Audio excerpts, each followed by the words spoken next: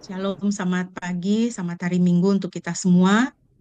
Puji nama Tuhan, pada pagi hari ini kita boleh berkumpul dan kita akan bersama-sama beribadah di hari Minggu Advent yang ketiga ini. Kita mau mengucap syukur untuk semua kebaikan Tuhan di dalam kehidupan kita. Mari kita mengawali ibadah kita pada pagi hari ini dengan menaikkan pujian dari Kidung Jemaat 84, Ya Yesus, Dikau Kurindukan.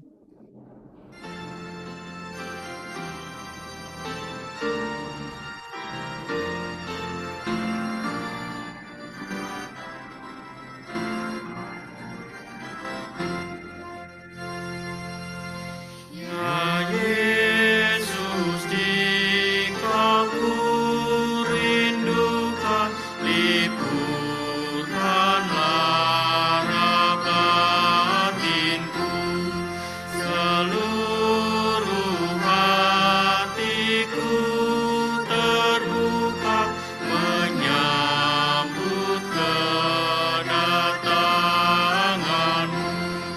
Bahagia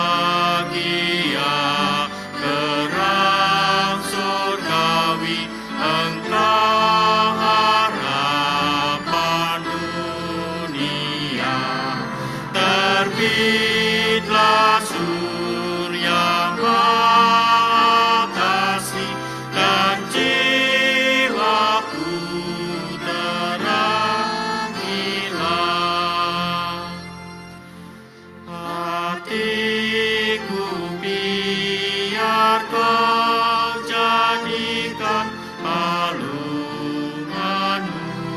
yang mulia, dan dalam aku Kau cerminkan terang surgawi yang bakal.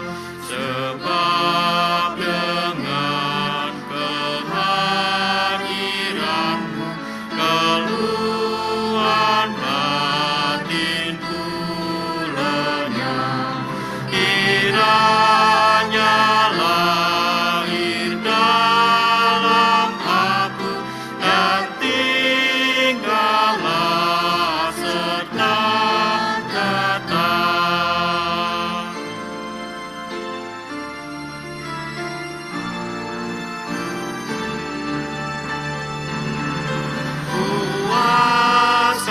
Puaskanlah ya Juru Selamat seluruh kerinduanku, dengan rendah cerminan taat hatiku siap bagimu.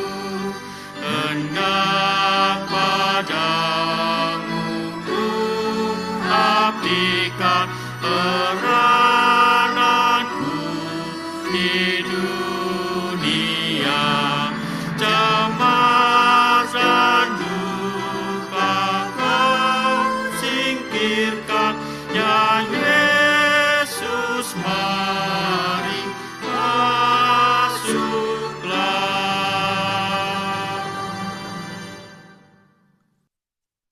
Mari kita berdoa. Tuhan, di hari Minggu Advent yang ketiga ini, kami datang menghadap hadirat-Mu. Kami mengucap syukur untuk pemeliharaan Tuhan selama 1 minggu yang lalu di dalam kehidupan kami. Bapa, pada pagi hari ini, bersama dengan pujian kami menyatakan kerinduan kami kepada Tuhan. Karena dengan kehadiran Tuhan dalam hidup kami, segala ketakutan, keluh kesah akan lenyap. Karena Engkau adalah Tuhan Immanuel, Tuhan yang beserta dengan kami anak-anak-Mu. Terima kasih Bapa, kami mau memuji, memuliakan nama-Mu. Jemaat yang dikasihi Tuhan, ibadah kita pada pagi hari ini hanya boleh jadi di dalam nama Tuhan Tritunggal yang Kudus, Bapa, Putra, dan Roh Kudus. Kasih karunia-Nya menyertai kita sekalian. Haleluya.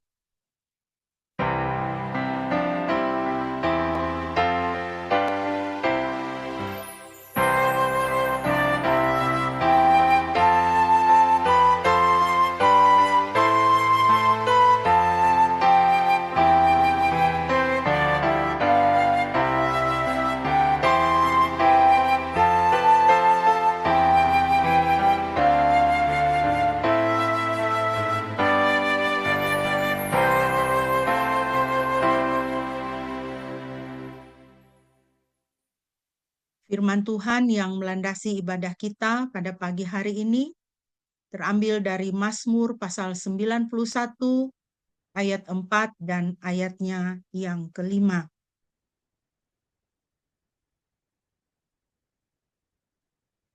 Mazmur 91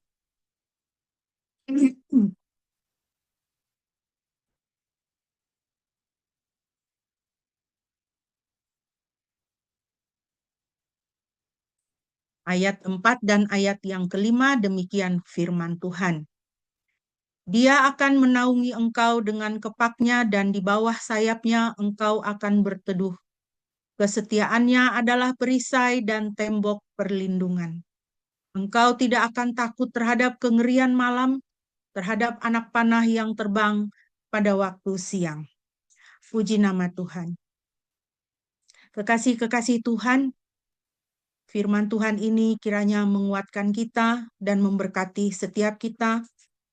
Di dalam kehidupan kita, Tuhan sangat diandalkan dan dapat sangat dipercaya untuk melindungi dan memelihara kita. Firman-Nya mengatakan Dia akan menaungi engkau.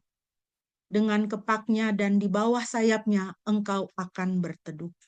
Kesetiaannya adalah perisai dan tembok perlindungan. Dengan perlindungan Tuhan ini, maka kita tidak perlu takut terhadap apapun, terhadap situasi kehidupan kita, terhadap masa depan, terhadap serangan-serangan panah-panah berapi dari si jahat. Kita tidak usah takut, karena Tuhan sendiri adalah perlindungan kita. Mari kita bersama bermazmur bagi Tuhan. Sebagai bagian dari puji-pujian kita akan bermazmur dari Mazmur 121, dan saya minta Korason bisa memimpin pembacaan bagi kita dari Mazmur pasal 121.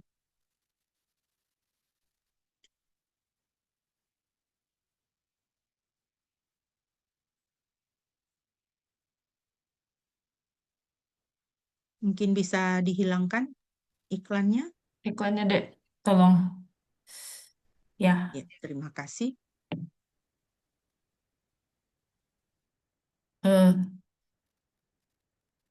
Mazmur 121.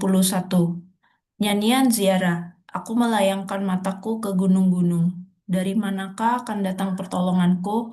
Pertolonganku ialah dari Tuhan yang menjadikan langit dan bumi. Ia takkan membiarkan kakimu goyah, penjagamu tidak akan terlelap. Sesungguhnya tidak terlelap dan tidak tertidur penjaga Israel. Tuhanlah penjagamu, Tuhanlah naunganmu di sebelah tangan kananmu. Matahari tidak menyakiti engkau pada waktu siang atau bulan pada waktu malam. Tuhan akan menjaga engkau terhadap segala kecelakaan. Ia akan menjaga nyawamu. Tuhan akan menjaga keluar masukmu dari sekarang sampai selama-lamanya.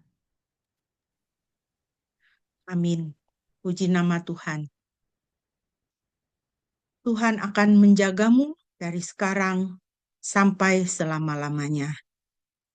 Mari kita akan mempersiapkan diri untuk merenungkan firman Tuhan. Kita naikkan pujian dari Kidung Jemaat 281, segala benua dan langit penuh.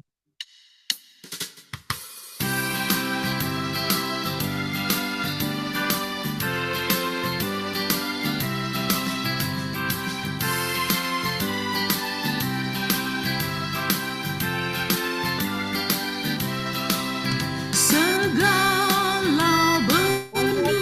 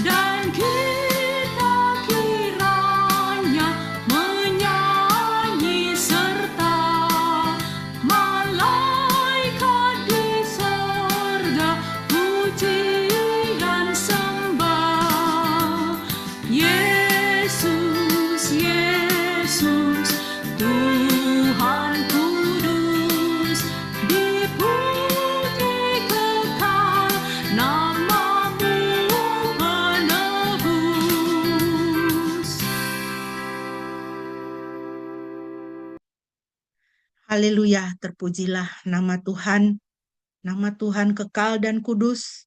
Nama Tuhan adalah penyelamat kita dan pelindung kita. Mari kita membaca firman Tuhan bagi kita pada pagi hari ini yang terambil dari Injil Matius pasal 8 ayat 23 sampai dengan ayatnya yang ke-27. Injil Matius pasal 8 ayat 23 sampai dengan ayatnya yang ke-27. Saya akan membacakan bagi kita dari Alkitab terjemahan baru. Demikian firman Tuhan. Angin ribut diredakan. Ketika Yesus naik ke dalam perahu, murid-muridnya mengikuti dia. Sekonyong-konyong terjadilah angin ribut yang dahsyat di danau itu, sehingga perahu itu nyaris ditelan gelombang, tetapi Yesus tidur. Lalu datanglah murid-muridnya membangunkan dia, katanya, "Tuhan, tolonglah, kita binasa." Ia berkata kepada mereka, "Mengapa kamu ketakutan, hai kamu yang kurang percaya?" Lalu bangunlah Yesus menghardik angin dan danau itu, sehingga danau itu menjadi teduh sekali. Orang-orang itu pun heran dan berkata, "Orang seperti apa dia ini?"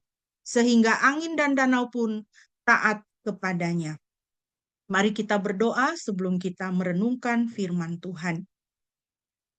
Bapa di surga, terpujilah namamu, terpujilah firman-Mu yang senantiasa Tuhan boleh berikan sebagai makanan bagi roh dan jiwa kami. Bersabdalah ya Tuhan, untuk kami pribadi lepas pribadi di dalam setiap situasi kehidupan kami masing-masing. Kami membuka roh dan jiwa kami hanya bagi Roh Kudus Tuhan. Di dalam nama Yesus, amin. Jemaat yang dikasihi Tuhan, pada pagi hari ini kita memasuki Minggu Advent yang ketiga di dalam masa raya Natal yang sudah semakin mendekat, dan tema yang saya berikan untuk menjadi perenungan kita pada pagi hari ini adalah damai di tengah badai.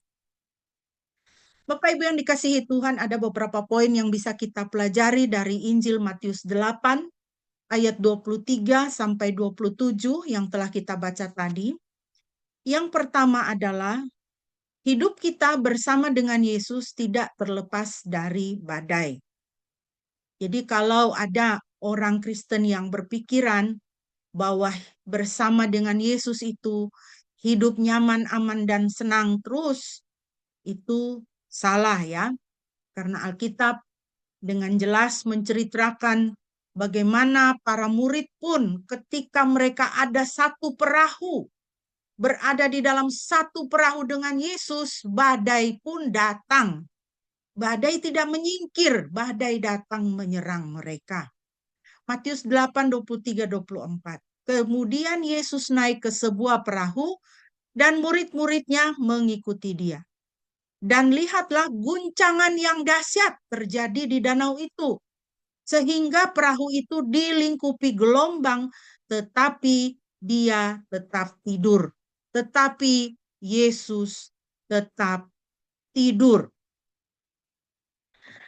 Tidak mudah berjalan bersama dengan Yesus. Tidak mudah jalannya. Kalau kita membaca Mazmur 23 ayat 4 dan 5, di situ dikatakan, sekalipun aku berjalan dalam lembah kekelaman. Lembah kekelaman ada, dan anak Tuhan tetap berjalan di dalam lembah kekelaman. Saudara ingat Mazmur 23 ayat 1 diawali dengan apa? Tuhan adalah gembalaku. Ya. Tuhan adalah gembalaku. Tetapi di dalam ayat yang keempat, aku berjalan dalam lembah kekelaman. Tuhan adalah gembalaku. Itu tidak menyingkirkan lembah kekelaman dari dalam hidup kita. Dan kita berjalan di dalam lembah kekelaman. Di dalam ayat yang kelima, Engkau menyediakan hidangan bagiku di hadapan lawanku. Tetap ada musuh. Kita tetap menghadapi lawan. Bukan lawan itu dihilangkan. Ada di depan kita. Ingat ayat 1, Tuhan adalah gembalaku. Kalau Tuhan adalah gembalaku, bukan simsalabim langsung tidak punya musuh. Semua orang menjadi teman kita. Tidak. Justru kita masih akan bertemu dengan lawan dan berhadapan muka dengan lawan itu. Di hadapan lawanku. Tetapi bedanya, ya, sekalipun aku berjalan dalam lembah kekelaman, aku tidak takut bahaya. Sebab engkau besertaku. Gadamu dan tongkatmu itulah yang menghibur aku. Kita tetap akan berjalan di dalam lembah kekelaman. Tapi kita tidak takut. Kenapa? Karena di dalam lembah kekelaman itu kita tidak sendirian. Ada Tuhan bersama dengan kita. Ada perlindungan Tuhan yang Tuhan berikan kepada kita. Ada penghiburan Tuhan yang Tuhan berikan kepada kita. Ketika kita harus berjalan di dalam lembah kekelaman, Tuhan ada di situ, dia tetap berdaulat dan dia tetap berkuasa. Ketika kita harus berhadapan dengan lawan, Tuhan ada di situ bersama dengan kita.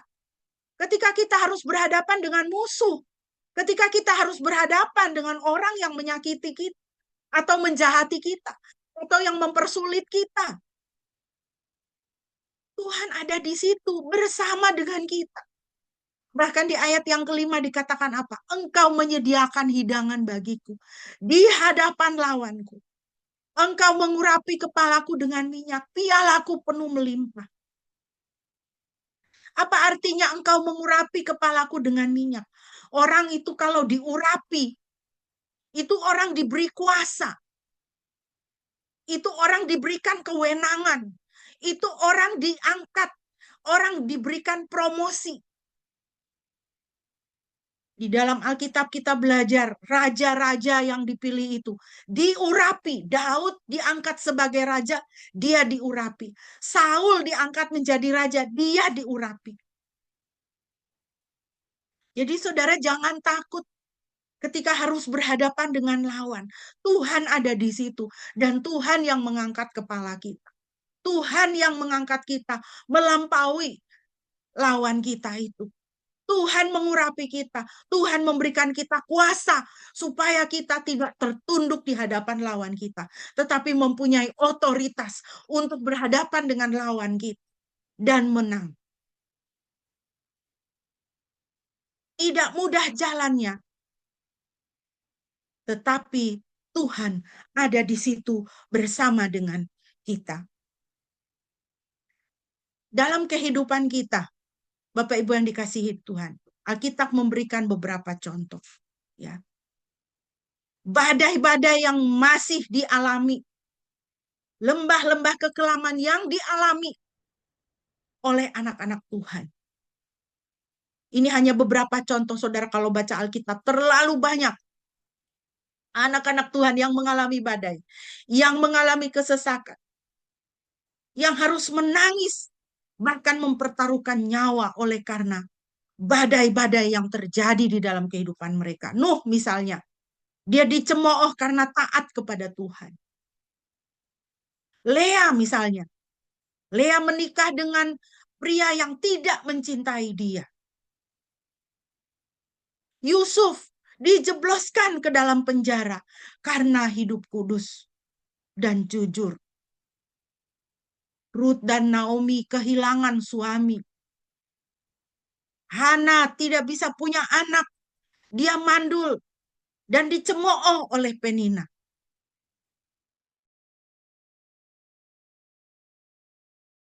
Dia mempertahankan jam doanya. Saat nego dibakar hidup-hidup. tetapi Tuhan hadir bersama-sama dengan mereka. 3 orang masuk, dilemparkan ke dalam dapur perapian. Bahkan orang-orang yang membuang mereka ke sana mati karena terbakar oleh api. Tetapi Sadrak, Mesak, dan Abednego, bahkan bau hangus pun tidak ada pada tubuh dan rambut mereka. Dan orang melihat ada orang keempat di dalam perapian itu yang wajahnya seperti anak dewa, kesaksian firman Tuhan. Kesetiaan mereka kepada Tuhan tidak menjamin kenyamanan mereka, tidak menghindarkan mereka dari perapian, tidak menghindarkan mereka dari dibakar hidup-hidup. Tetapi ketika mereka dibuang masuk ke dalam perapian itu, Tuhan hadir di situ. Kalau kita pindah ke perjanjian baru misalnya, kita bisa membaca bagaimana para rasul dipenjara dan menjadi martir. Begitu berat, begitu kelam, lembah kekelaman yang harus dijalani oleh anak-anak Tuhan. Apakah badai kehidupan sehari-hari, ataukah badai oleh karena kesaksian akan nama Tuhan?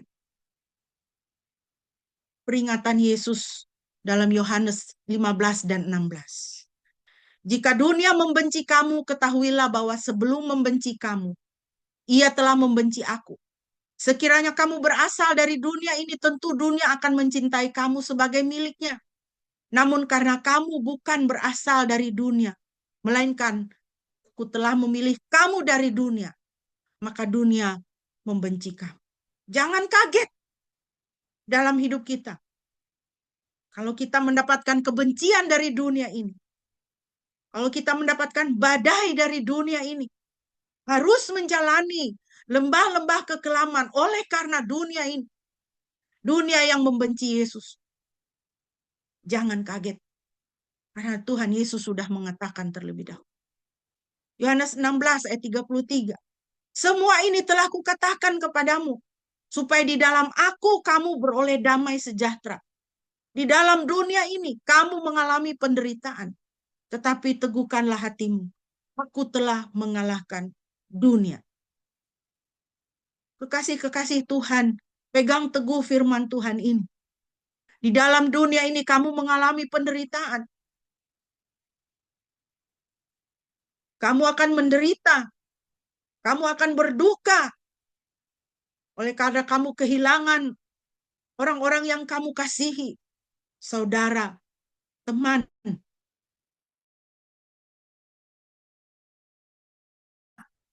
Kamu sakit. Dari dokter satu ke dokter yang lain. Semua jawaban diagnosisnya semuanya gelap. Kamu akan menderita. Kamu akan menderita. Oleh karena bencana alam, kamu akan menderita. Oleh karena kesulitan-kesulitan hidup. Tetapi teguhkanlah hatimu.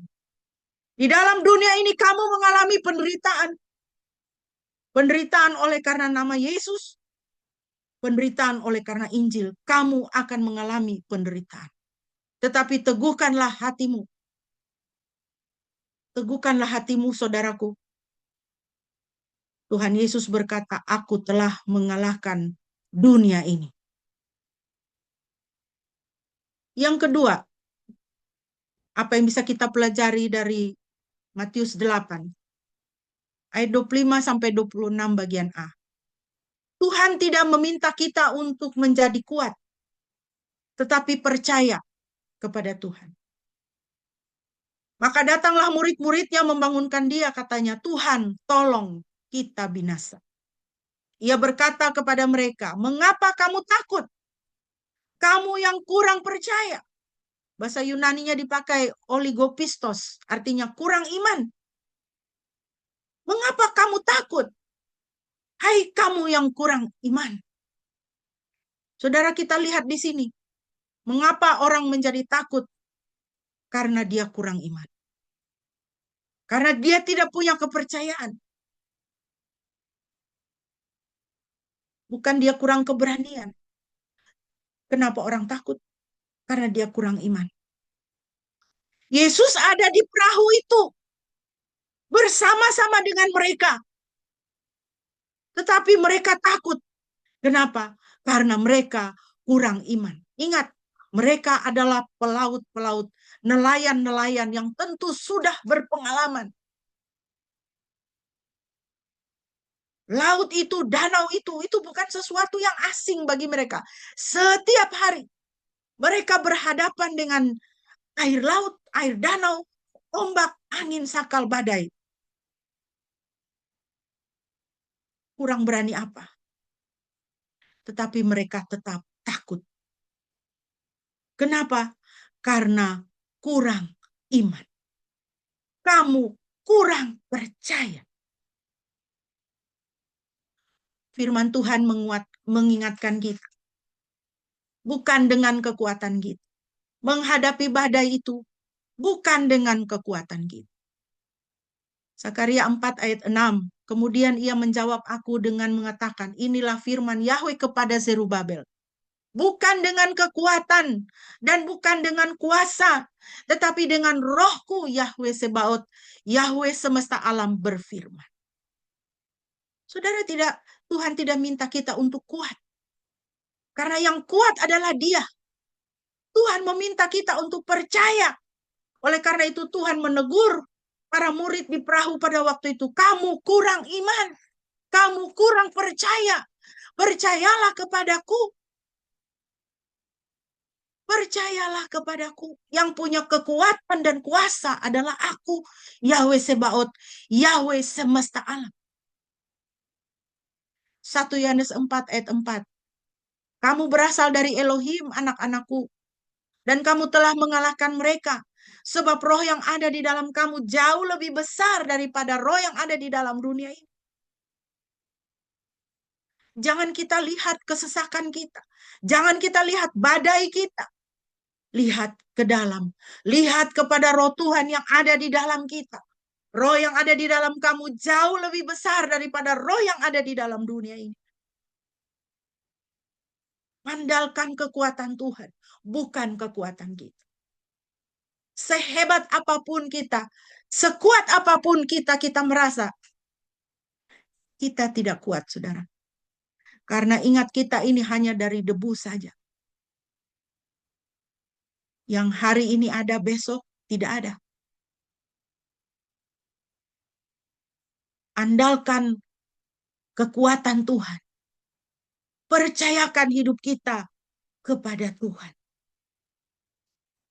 Ada dua definisi percaya atau beriman.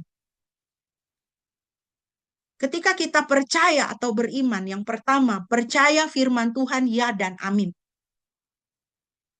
Di dalam kesesakan, perkatakan firman Tuhan yang adalah pedang roh. Ingat saudara, firman Tuhan adalah pedang roh. Percaya firman Tuhan itu ya dan amin. Dan taklukkan segala pikiran kepada Kristus. 2 Korintus 10 ayat 5. Seringkali Bapak Ibu, apa yang bisa membuat kita dikuasai oleh takut, cemas, khawatir? Bukan karena badai yang ada di luar. Tetapi badai itu di dalam kepala kita. Badai itu di dalam roh kita. Badai itu di dalam pikiran, perasaan, dan keinginan kita. Jadi kita perlu menaklukkan segala pikiran kita kepada Kristus. Pikiran kita, emosi kita, perasaan kita, keinginan kita harus ditaklukkan kepada pikiran Kristus. Bagaimana pikiran kita taklukkan kepada Kristus? Dengan memperkatakan firman Tuhan yang adalah pedang roh. Bahwa firman Tuhan ya dan amin. Ya. Ketika kita dikuasai oleh takut, cemas, khawatir, perkatakan firman Tuhan. Apa firman Tuhan katakan? Untuk memerangi takut, cemas, dan khawatir. Tuhan adalah gembalaku, takkan kekurangan aku. Perkatakan. Perkatakan. Supaya roh kita dan jiwa kita mendengar firman Tuhan. Dan roh takut, cemas, khawatir itu bisa diusir dari dalam roh dan jiwa kita. Pikiran kita tunduk kepada pikiran Kristus. Pikiran kita tunduk kepada firman Tuhan. Kenapa kita terus-menerus menjadi orang Kristen yang muram, yang sedih, yang lumpuh oleh karena ketakutan dan kekhawatiran kita? Karena pikiran kita tidak takluk kepada firman Tuhan. Sedih boleh? Boleh. Nangis boleh? Boleh. Sangat boleh. Tetapi jangan terus-menerus menangis sehingga kita tidak bisa berdoa.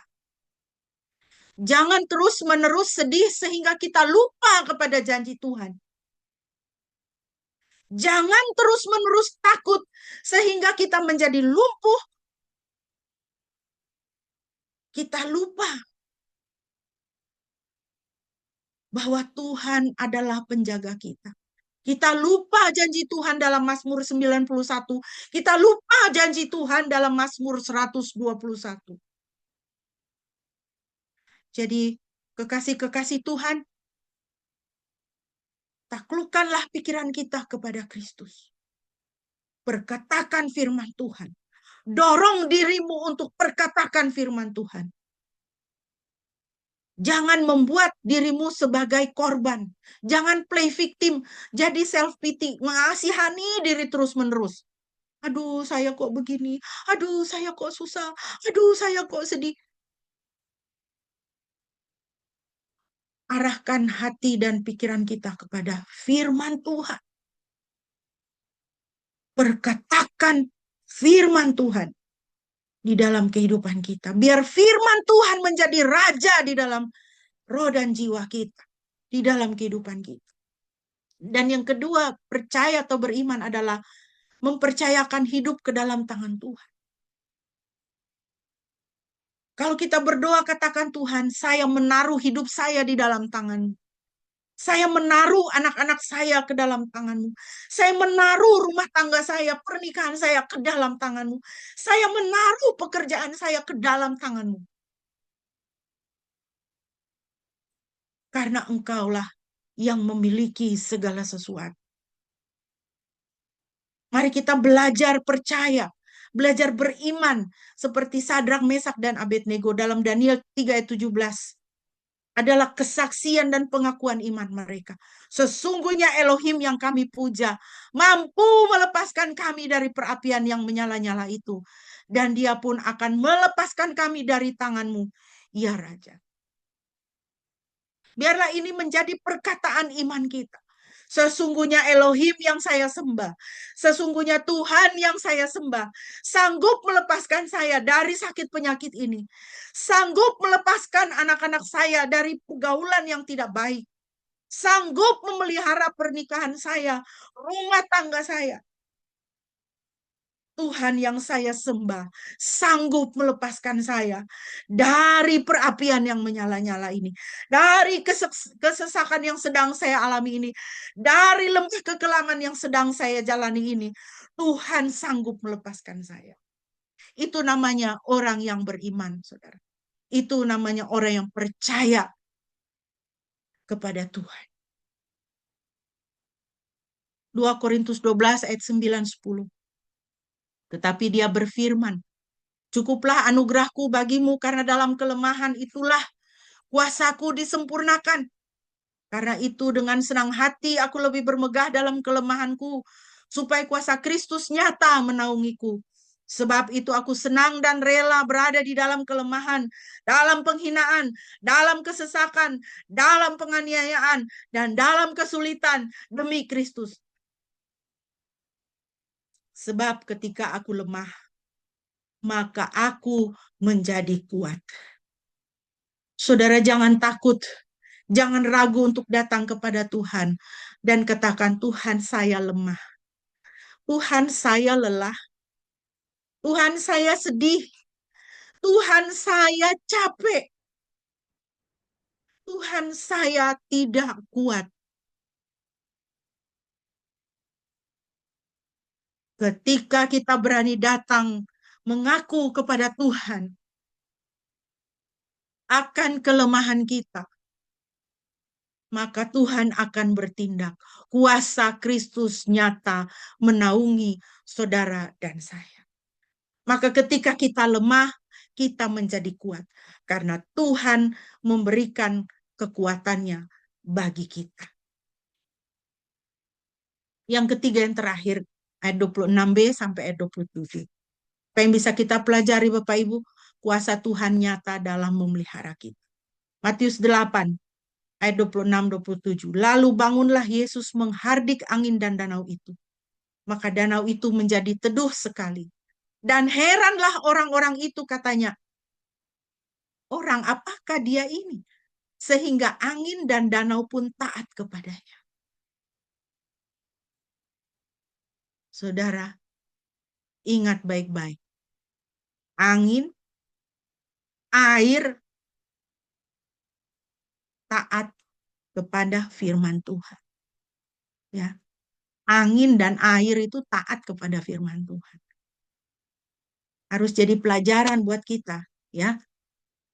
Bahwa pikiran kita yang banyak badai ini, di pikiran kita banyak badai ini harus taat juga kepada firman Tuhan. Kalau banyak pikiran, katakan, hai pikiranku, berhenti jadi badai. Dalam nama Yesus. Katakan begitu.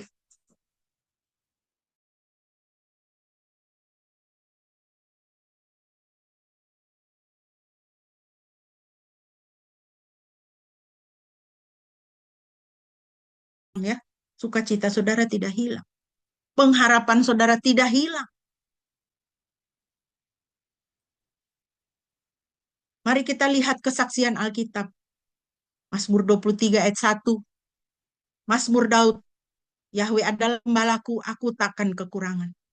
Mazmur 34 ayat 8. Malaikat Yahweh berkemah di sekeliling mereka yang hormat akan dia, dan dia membebaskannya. Mazmur 103 ayat 6.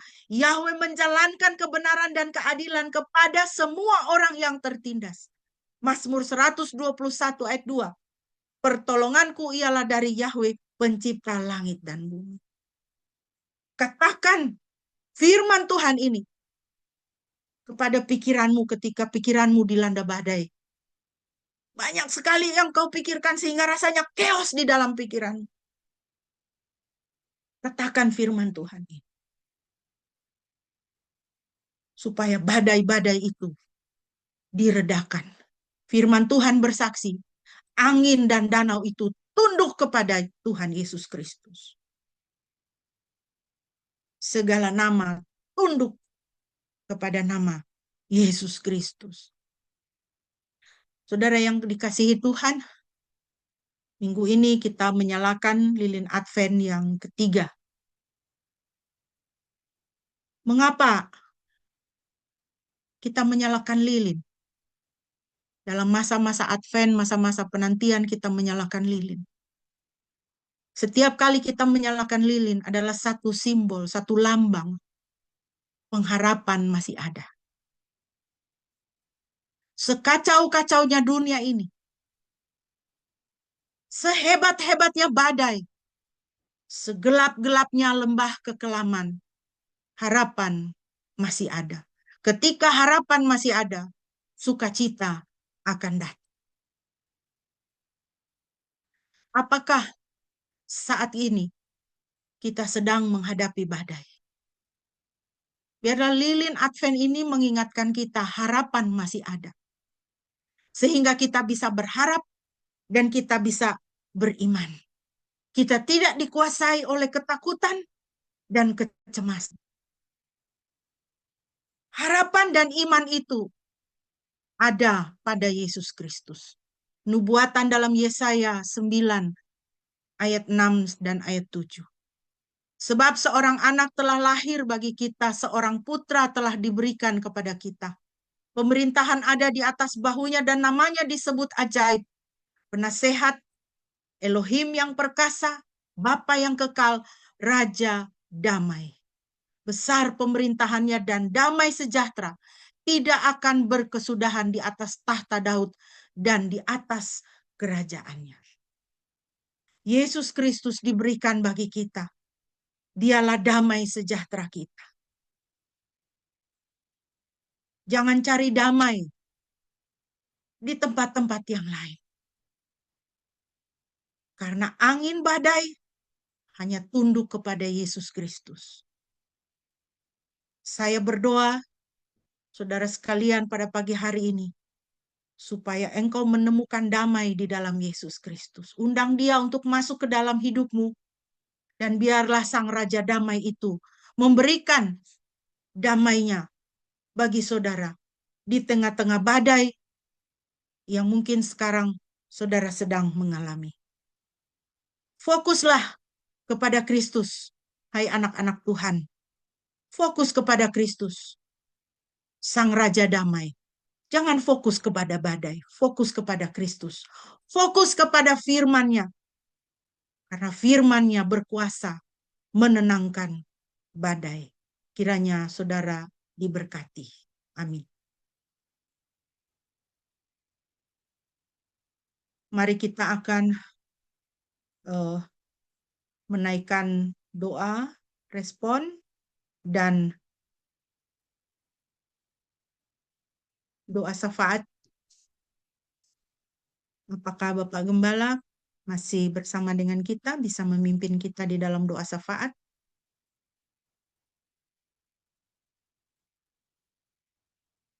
Ya, baik. Mari kita menaikkan doa syafaat kita. Mari kita berdoa. Ya Tuhan, terima kasih untuk kebenaran firman-Mu yang boleh kami dengar, bahwa kami sepenuhnya harus beriman dan percaya kepada Tuhan, tidak terombang-ambing, dan menyerahkan sepenuhnya hidup kami oleh karena Engkau setia, dan Engkau adalah Tuhan yang tidak pernah berubah. Kami datang kepadamu Tuhan, memohon supaya Roh Kudus memeteraikan firman itu di dalam hati kami, sehingga kami tidak khawatir tentang apapun, tentang penghidupan kami, tentang masa depan kami, juga tentang kesehatan kami, oleh karena semua sudah di dalam kendali dan kontrol-Mu, di dalam pengaturan-Mu. Hari ini kami mau sepenuhnya mempercayakan hidup kami kepada Tuhan.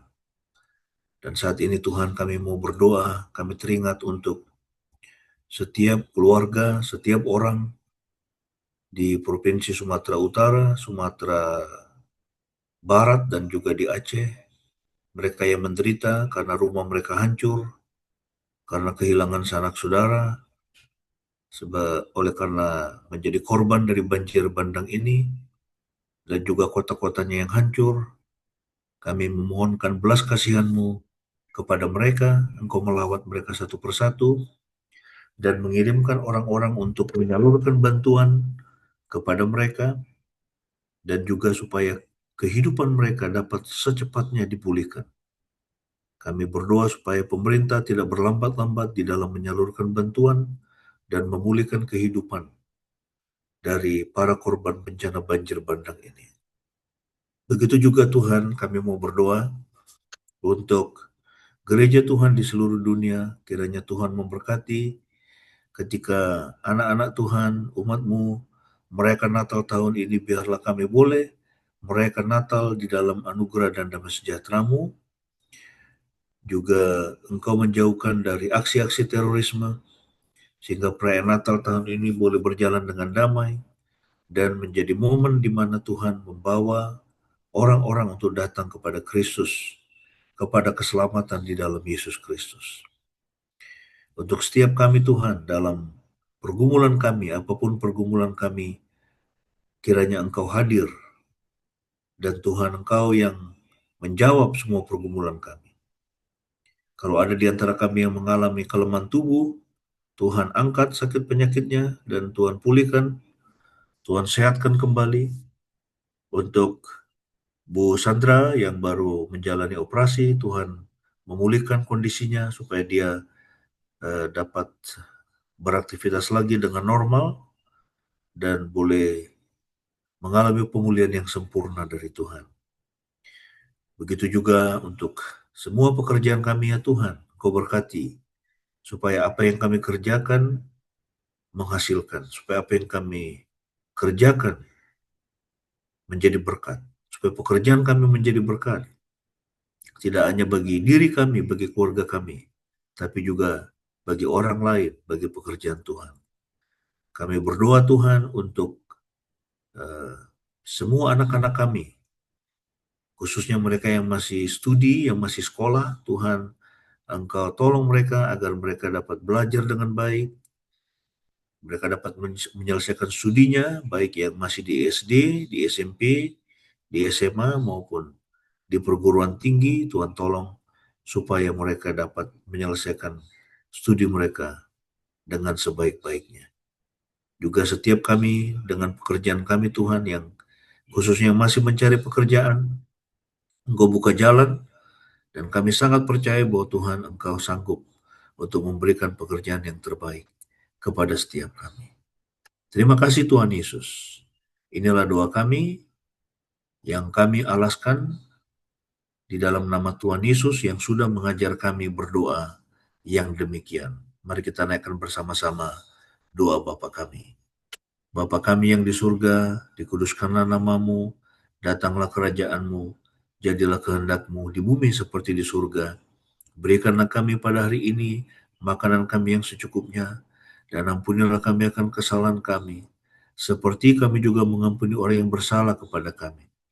Dan janganlah membawa kami ke dalam pencobaan, tetapi lepaskanlah kami daripada yang jahat, karena Engkau-lah yang punya kerajaan dan kuasa dan kemuliaan sampai selama-lamanya. Amin.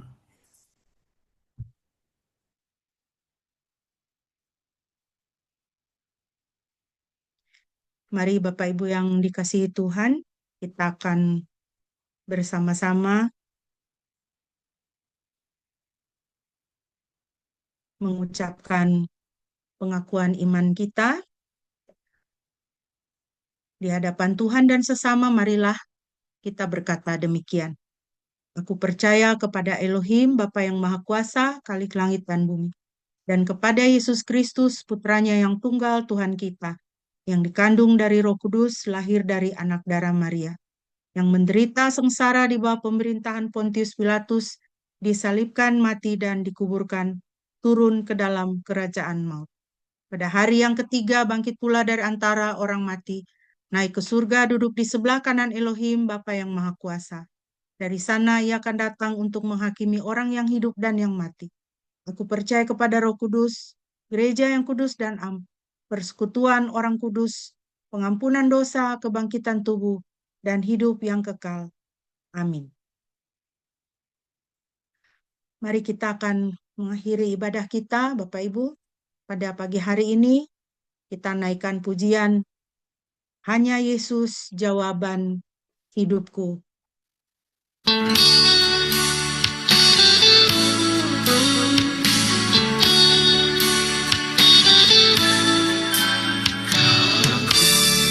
Cari damai, hanya ku dapat dalam Yesus. Kalau aku cari ketenangan, hanya ku temui di dalam Yesus. Tak satu pun dapat menghiburku, tak seorang pun dapat menolongku.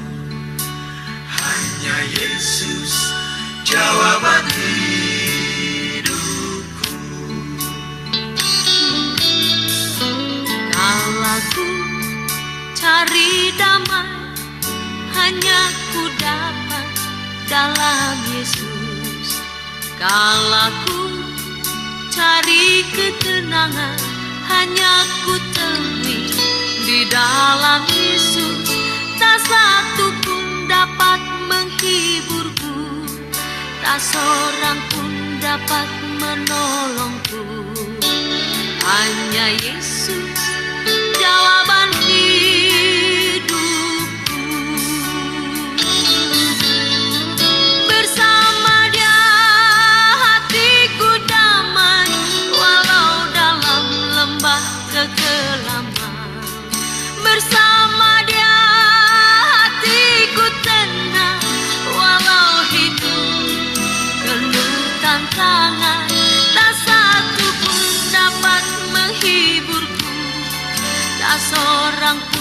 dapat menolongku. Hanya Yesus jawaban hidupku.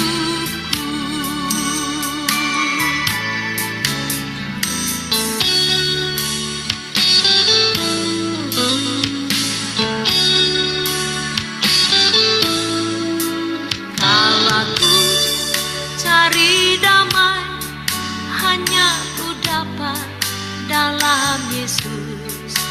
Kalau ku cari ketenangan, hanya ku temui di dalam Yesus.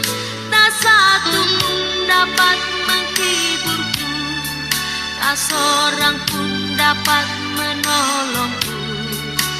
Hanya Yesus jawaban hidupku. Bersama Dia hatiku damai, walau dalam lembah kekelaman. Bersama Dia hatiku tenang, walau hidup penuh tantangan. Tak satu pun dapat menghiburku, tak seorang pun dapat menolongku. Hanya Yesus jawaban hidup. Hanya Yesus jawaban hidupku.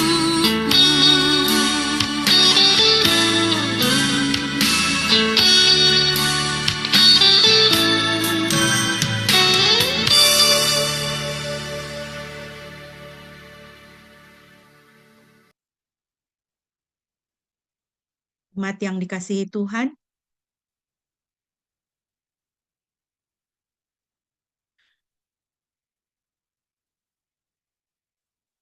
sekarang arahkanlah hatimu kepada Tuhan dan terimalah berkat-Nya. Yahweh memberkati engkau dan memelihara engkau. Yahweh membuat wajah-Nya bersinar atasmu dan memberi engkau anugerah. Yahweh mengarahkan wajah-Nya kepadamu dan memberi engkau damai sejahtera. Pujilah Khalik semesta.